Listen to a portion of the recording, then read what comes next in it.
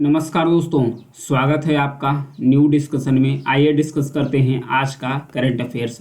यदि आपको चाहिए पीडीएफ तो आप टेलीग्राम पर जाइए, वहां पर सर्च कर लीजिए सिविलियन हेल्थ, उसे ज्वाइन कर लीजिए या फिर डिस्क्रिप्शन बॉक्स में लिंक दे दूंगा, वहां से आप इसे डाउनलोड कर सकते हैं।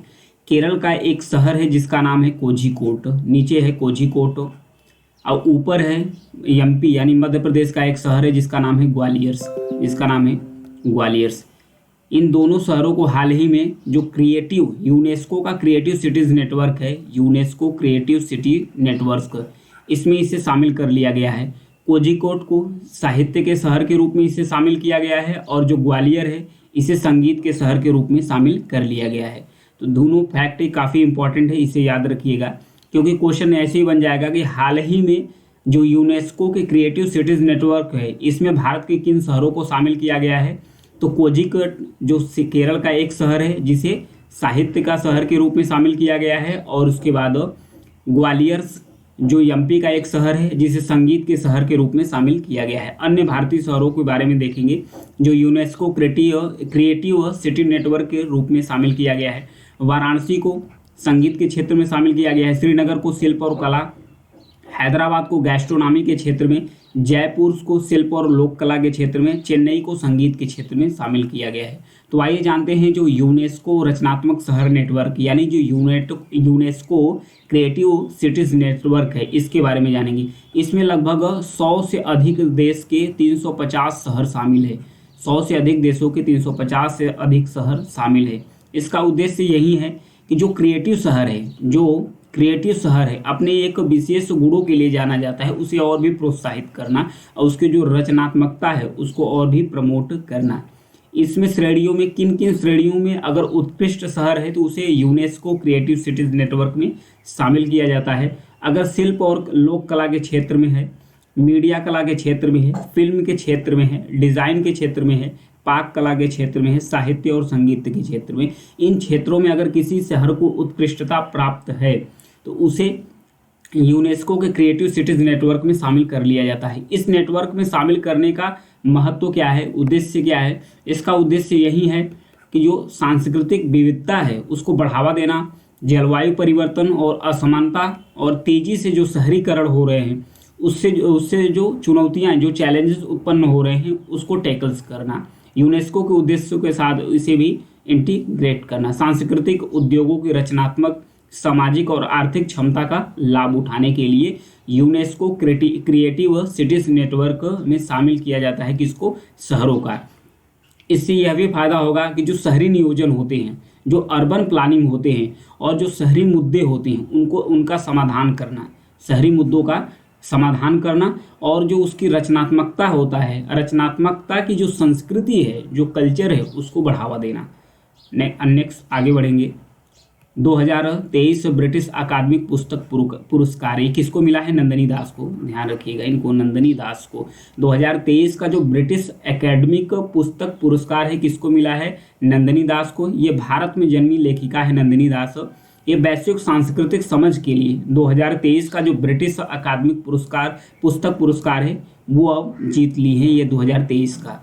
उन्हें अपनी पुस्तक जो कोर्टिंग इंडिया, ये अपनी पुस्तक जो लिखी थी courting India, England, Mughal India and the origins of empires, इसके लिए इन्होंने इस पुस्तक के लिए इनको 2023 का जो ब्रिटिश अकादमिक पुस्तक पुरस्कार है नंदिनी दास को दिया गया है। इसमें इनाम के रूप में 2500 जो स्टर्लिंग पाउंड होता है, 25,000 जो स्टर्लिंग पाउंड मतलब कि जो ब्रिटिश की जो मुद्रा है, ब्रिटिशर्स की जो मुद्रा है, जैसे अमेरिका की डॉलर है, भारत का रुपया है, ब्रिटिश की मुद्रा स्टर्लिंग पाउंड होता है, तो उसमें इन्हें पुरस्कार मिला गया है।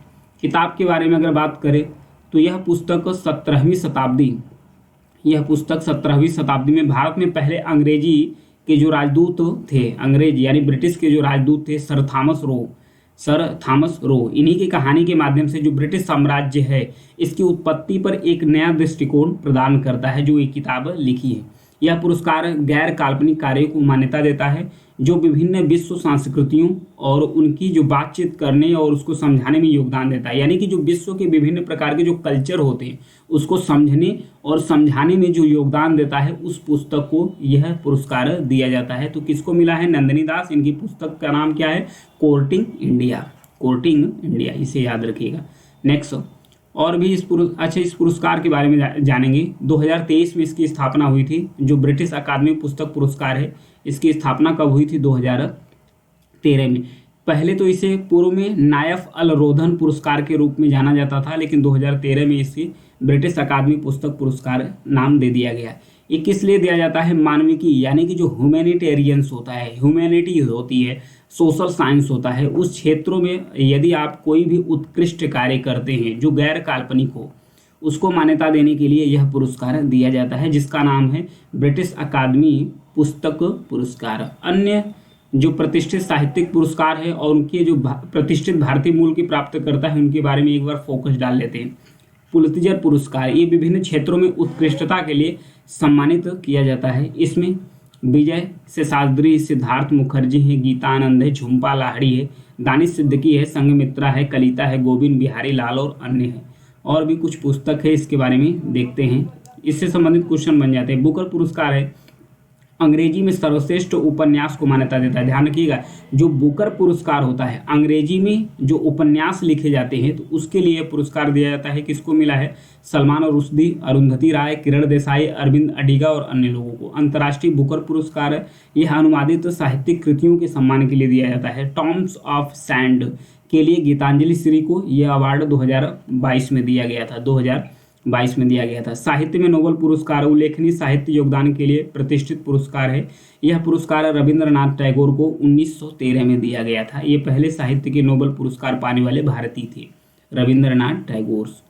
नेक्स्ट, हाइड्रो क्लाइमेक्स लिमिट, यानी जो हाइड्रो क्लाइमेक्स यानी कि जो चरम सीमा होती है, उसके बारे में दिया है। तो ये जो होता है, पहले तो इसके ये जो है हाइड्रो क्लाइमेक्स लिमिट्स, पहले तो इसके बारे में जानते हैं। जैसे कि हो गया सूखा पड़ गया, या फिर लू पड़ रही है, लू है, या फिर तूफान हो गया, या फिर बाढ़ आ जाती है किसी क्षेत्र में, चरम। इस घटना को चाहे सूखा पड़ जाए, चरम सूखा पड़ जाए, लू आ जाए, तूफान आ जाए तेजी से और बाढ़ की चरम घटना हो जाए, तो इसको बोलते हैं हाइड्रो क्लाइमेक्स लिमिट। इस लिमिट पर हाल ही में जो बनारस हिंदू विश्वविद्यालय है, BHU, Banaras Hindu university, BHU, उसके द्वारा इस पर अध्ययन किया गया है कि इस पर ग्लोबल वार्मिंग का प्रभाव का भी जांच किया गया है। तो ग्लोबल वार्मिंग क्या होते हैं? ग्लोबल वार्मिंग यानी भूमंडलीय ऊष्मन। कहते हैं कि पृथ्वी के सतह का जब औसत तापमान बढ़ जाता है, औसत यानी एवरेज टेम्परेचर बढ़ जाता है, तो उसे बोलते हैं ग्लोबल वार्मिंग। तो ये जो था हाइड्रो क्लाइमेक्स लिमिट, यानी कि जो हाइड्रो क्लाइमेक्स चरम सीमाएं हैं, उसकी चरम घटनाओं के लिए जो उस पर ग्लोबल वार्मिंग है उसके प्रभाव की जांच करने के लिए बनारस हिंदू विश्वविद्यालय में अध्ययन किया गया है। तो इस अध्ययन में क्या पता चला है, इसके बारे में जानेंगे। अध्ययन से यह पता चला है कि भारत का जो पश्चिमी घाट है और उसके बाद जो पूर्वोत्तर की नदियां हैं, जो भारत का ये हो गया पश्चिमी घाट और यहाँ पर हो गया जो पूर्वोत्तर की नदियां हैं, उसमें अत्यधिक वर्षा की आवृत्ति बढ़ने की उम्मीद बताई जा रही है कि वहाँ पर अधिक वर्षा हो सकती है। जबकि ऊपरी गंगा का मैदान, फिर ये जो सिंधु का क्षेत्र है, सिंधु घाटियों में भारी वर्षा की जो तीव्रता है उसकी भी बढ़ने की अनुमान है।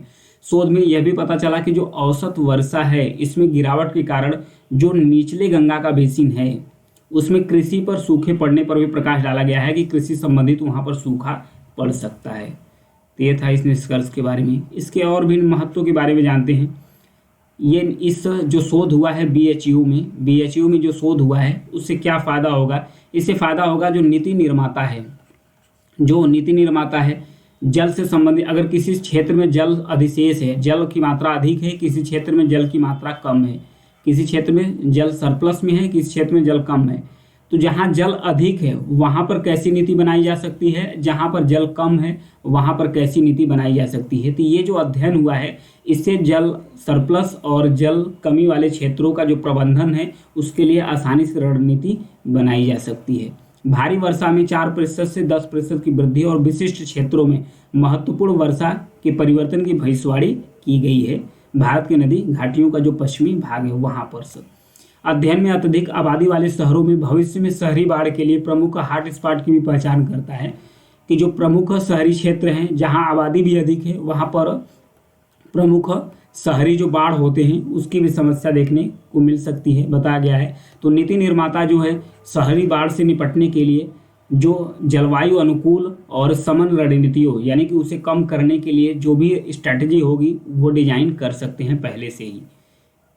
नेक्स्ट बढ़ेंगे, वेलेचली घोषणा के बारे में दिया है। वेलेचली घोषणा है क्या? ऐतिहासिक पार्क, ये देखिए इंग्लैंड, ये इंग्लैंड का एक पार्क है, इंग्लैंड का एक पार्क है जिसका नाम है वेलेचली पार्क। इसी पर ही वेलेचली पार्क द्वितीय विश्व युद्ध में ये अपनी ऐतिहासिक भूमिका के लिए जाना जाता है।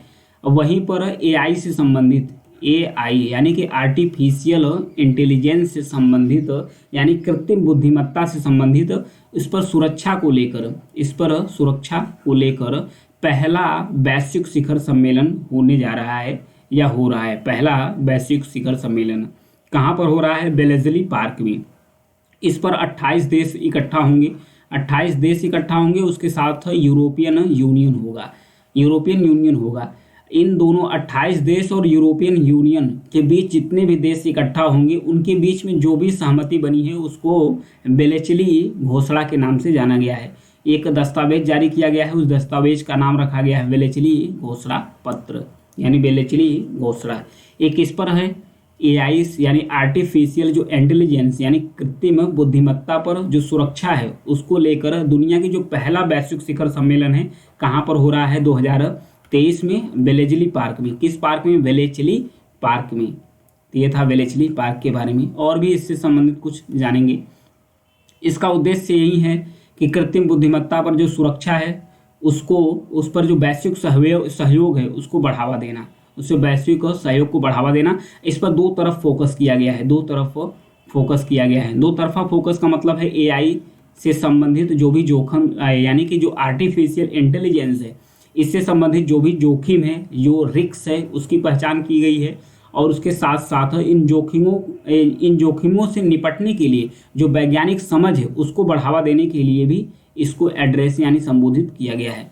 इस पार्क के बारे में जान लेते हैं। जो वेलेचली पार्क है, युद्ध के दौरान जो सेकेंड वर्ल्ड वार विश्व युद्ध हुआ था, इस पार्क में जो अटूट एनिग्मा कोड था उसको तोड़ने में महत्वपूर्ण भूमिका निभाई, जिसका इस्तेमाल नाजियों द्वारा किया जाता था।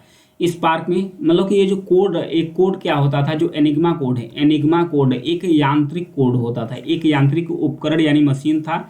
उस मशीन के माध्यम से ही एक कोड तैयार किया जाता था जिसे कूट लेखन भाषा में बोलते हैं। कूट लेखन भाषा में एक गुप्त संदेश दिया जाता था। कूट लेखन भाषा में गुप्त संदेश दिया जाता था। जो नाजिक सैनिक होते थे, जो नाजी सैनिक थे, जर्मन सैनिक थे, उनको गुप्त संदेश दिया जाता था कि आपको क्या करना था। तो इन संदेश के बारे में पता नहीं चल पा रहा था, तो इसी पार्क में बैठकर ही इस संदेश को यानी कि जो एनिग्मा कोड है उसको तोड़ा गया। तो इससे पता चला कि जो नाजी हैं एक दूसरे से संदेश क्या दे रहे हैं और उनके आगे का मिशन क्या है उसके बारे में जानकारी मिली। तो इसलिए जो वेलेचली पार्क है काफ़ी इंपॉर्टेंट हो जाता है। ये स्थित कहाँ है? इंग्लैंड में स्थित है। नेक्स्ट, पारा संदूषण के बारे में दिया है। एक नया अध्ययन हुआ है, पारा संदूषण मतलब प्रदूषण ही हो गया। नया अध्ययन हुआ है। नया अध्ययन से यह पता चला कि मध्य और दक्षिण अमेरिका में जो उष्णकटिबंधीय क्षेत्र है उस पर छोटे पैमाने पर जो गोल्ड माइनिंग हो रही है यानी कि जो सोना का खनन कार्य चल रहा है, इससे पारा का संदूषण के लक्षण प्रदर्शित कर रहा है। तो इसमें कैसे हो रहा है पहले फिगर में देखते हैं, मैप में देखते हैं। ये है मध्य अमेरिका और ये है दक्षिण अमेरिका। तो दक्षिण अमेरिका और मध्य अमेरिका का जो उष्णकटिबंधीय रीजन है, उष्णकटिबंधीय जो इक्वेटर्स बोलते हैं, इक्वेटर्स यानी विषुवत रेखा के 30 डिग्री ऊपर और विषुवत रेखा के 30 डिग्री नीचे, इस बीच का जो क्षेत्र है इसे बोलते हैं उष्णकटिबंधीय क्षेत्र। तो जो उष्णकटिबंधीय क्षेत्र है इस रीजन में जो हल्का ही यानी कि छोटे पैमाने, बड़े पैमाने पर नहीं, छोटे पैमाने पर गोल्ड की माइनिंग की जा रही है, यानी कि सोने का खनन किया जा रहा है। तो सोने के खनन से यह देखा गया कि इसके 7 किलोमीटर आगे पीछे, 7 किलोमीटर इसके चारों तरफ जो पक्षी हैं उसमें पारे की जो सांद्रता है वो बढ़ गई है। पक्षियों के अंदर जो पारे की सांद्रता है वो बढ़ गई है। सांद्रता मतलब होता है कि पारे की जो मात्रा है वो अधिक हो गई है, पक्षियों के अंदर पाई गई है। रिसर्च करने पर पता चला है कि पक्षियों के अंदर जो पारे की सांद्रता है वो पाई गई है। तो ये जो गोल्ड माइनिंग है इसमें पारे का क्या काम है इसके बारे में जानेंगे। तो पारे का क्या काम है, जैसे कि पारे का इस्तेमाल किया जाता है, पारा यानी पारे का मरकरी का इस्तेमाल यानी पारा का इस्तेमाल किया जाता है गोल्ड माइनिंग के लिए। यानी कि सोना स्वतंत्र रूप से नहीं मिलता है, जो गोल्ड होता है ये स्वतंत्र रूप से नहीं मिलता है, यह अयस्क के साथ होता है। किसके साथ होता है? अयस्क के साथ होता है। तो ये छोटे छोटे टुकड़े में भी विभाजित रहता है, छोटे छोटे टुकड़े में टूटकर अयस्क के साथ लगा रहता है। तो जो पारा है इसके साथ रिएक्शन करके, पारा सोने के साथ रिएक्शन करके अपने साथ चपका लेता है, या अपने साथ सोने को यानी गोल्ड को चपका लेता है। तो चपकाने के बाद ये बाहर इससे निकाला जाता है। तो जो पारा है, पारा का इस्तेमाल करके जो गोल्ड माइनिंग हो रही है, यानी कि जो सोने का खनन हो रहा है, इससे जो पारा का संदूषण है, प्रदूषण लेवल वो भी बढ़ रहा है। पारा नुकसान किसको करता है? पारा नुकसान करता है मनुष्य और पक्षी दोनों को नुकसान करता है। मनुष्यों और पक्षियों दोनों को पारा नुकसान करता है। कैसे नुकसान करता है? जो तंत्रिका से संबंधित बीमारियां होती है, यानी कि जो नर्वस सिस्टम होता है उससे संबंधित पारा बीमारी पैदा करता है। और जो इम्यूनो सिस्टम होता है, यानी कि जो प्रतिरक्षा प्रणाली होती है, रोग से लड़ने की क्षमता होती है, उसे कमजोर करता है। और जो प्रजनन क्षमता होती है उसको भी विफल कर देता है, प्रजनन क्षमता को भी विफल कर देता है। तो पारा इतना घातक होता है। तो ध्यान रखिएगा कि गोल्ड माइनिंग के लिए मध्य और साउथ अमेरिका के क्षेत्र में छोटे पैमाने पर जो गोल्ड माइनिंग हो रही है, यानी कि जो सोने का खनन हो रहा है वो किसके द्वारा किया जा रहा है? पारा का इस्तेमाल करके किया जा रहा है, जिससे पारा का संदूषण बढ़ गया है, यानी कि पारे की जो प्रदूषण है वो बढ़ गया है। रफा क्रॉसिंग के बारे में जानेंगे, चर्चा में क्यों ही इसके बारे में देखेंगे। रफा क्रॉसिंग, पहले लोकेशन देखते हैं। यहाँ पर देखिए, ये है रफा क्रॉसिंग, नीचे है करेम सलोम गुड क्रॉसिंग, और इसके ऊपर क्या है? Erase crossing. ये कौन सी क्रॉसिंग है? Erase crossing. तो सबसे पहले रफा क्रॉसिंग के बारे में जानेंगे। ये चर्चा में क्यों है? चर्चा में इसलिए है कि मिस्र यानी कि इजिप्ट, मिस्र यानी कि इजिप्ट ने जो फिलिस्तीनी है, अभी हमास और इजराइल के बीच में जंग चल रहा है। तो इजराइल के द्वारा जो हवाई फायरिंग, बमबारी की जा रही है, कहाँ पर? गाजा पट्टी में। गाजा पट्टी में जो बमबारी की जा रही है, तो जो आम फिलिस्तीनी घायल हो रहे हैं, तो इनको बाहर निकलने के लिए एक ही क्रॉसिंग बची है जिसका नाम है रफा क्रॉसिंग। रफा क्रॉसिंग दक्षिणी गाजा को जो इजिप्ट है, इजिप्ट के सिनाई पेनिनसुला को जोड़ता है। सिनाई पेनिनसुला यानी सिनाई प्रायद्वीप को आपस में कनेक्ट करता है। कौन? जो रफा क्रॉसिंग है। इसका जो नियंत्रण है रफा क्रॉसिंग का जो नियंत्रण है एक इसके पास है, यह है मिस्र के पास। किसके पास है? मिस्र यानी इजिप्ट के पास रफा क्रॉसिंग का नियंत्रण है। लेकिन ये बंद और खोलता किसके कहने पर है? इजराइल के कहने पर ही ये खोलता और बंद करता है। तो फिलहाल मिस्र के द्वारा रफा क्रॉसिंग को खोला गया है। रफा क्रॉसिंग के माध्यम से जो आम फिलिस्तीनी, जो घायल फिलिस्तीनी है, इसको मिस्र में जगह दी गई है। और जो दोहरे नागरिकता वाले, जो डबल नागरिकता वाले फिलिस्तीनी आम लोग हैं यहाँ पर, उनको भी मौका दिया है कि आप रफा क्रॉसिंग के माध्यम से आप मिस्र में चले आइए। तो मात्र रफा क्रॉसिंग को ही खोला गया है। ये जो करेम सलोम गुड क्रॉसिंग है, जो करेम सलोम क्रॉसिंग है, ये बंद करके रखा गया है इजराइल के द्वारा। इरेज क्रॉसिंग भी बंद करके रखा गया है इजराइल के द्वारा। ये जो रफा क्रॉसिंग है मात्र एक क्रॉसिंग है जो गाजा को इजिप्ट से जोड़ता है, यानी मिस्र को कनेक्ट करता है। उसके बाद ये जो करेम सलोम क्रॉसिंग है ये इजिप्ट को इजराइल से जोड़ता है। ये सब लोकेशन इजराइल का है, इधर इजराइल है। उसके बाद जो इरेज क्रॉसिंग है ये उत्तरी गाजा को इजराइल से जोड़ता है। किसको जोड़ता है? उत्तरी गाजा को इजराइल से जोड़ता है। तो जो इरेज क्रॉसिंग है इसे भी इजराइल के द्वारा बंद किया गया है। किसके द्वारा बंद किया गया है? इजराइल के द्वारा बंद किया गया है। तो ये था इसके बारे में, गाजा क्रॉसिंग के बारे में। और उसके बाद सिनाई पेनिनसुला के बारे में जान लेते हैं। सिनाई पेनिनसुला ये है, देखिए ये है सिनाई पेनिनसुला यानी कि सिनाई प्रायद्वीप। ये है इजराइल, यहीं पर है गाजा स्ट्रिप जिसे बोलते हैं गाजा पट्टी। दक्षिणी गाजा को सिनाई प्रायद्वीप से जो रफा क्रॉसिंग है ये कनेक्ट करती है। तो जो सिनाई पेनिनसुला यानी प्रायद्वीप है ये इजिप्ट का पार्ट है। किसका पार्ट है? इजिप्ट यानी मिस्र का पार्ट है। इससे संबंधित क्वेश्चन बन गया है कि जो सिनाई पेनिनसुला है, मिस्र का जो सिनाइन पेनिनसुला यानी सिनाइन प्रायद्वीप है, ये किन सागरों के बीच में स्थित है? तो ऊपर देखिए मेडिटेरियन सी है, नीचे कौन सा सागर है? रेड सी, यानी लाल सागर और भूमध्य सागर के बीच में स्थित है कौन सा? सिनाई पेनिनसुला। या तो फिर ये भी ऐसे भी क्वेश्चन बन जाएगा कि जो सिनाई पेनिनसुला है ये किन दो सागरों को आपस में कनेक्ट करता है? तो भूमध्य सागर को और उसके बाद रेड सागर यानी कि लाल सागर को आपस में कनेक्ट करता है। आज के लिए इतना ही है। अगर जानकारी पसंद आती है तो चैनल को सब्सक्राइब कीजिएगा, लाइक और शेयर करते रहिए। Thank you.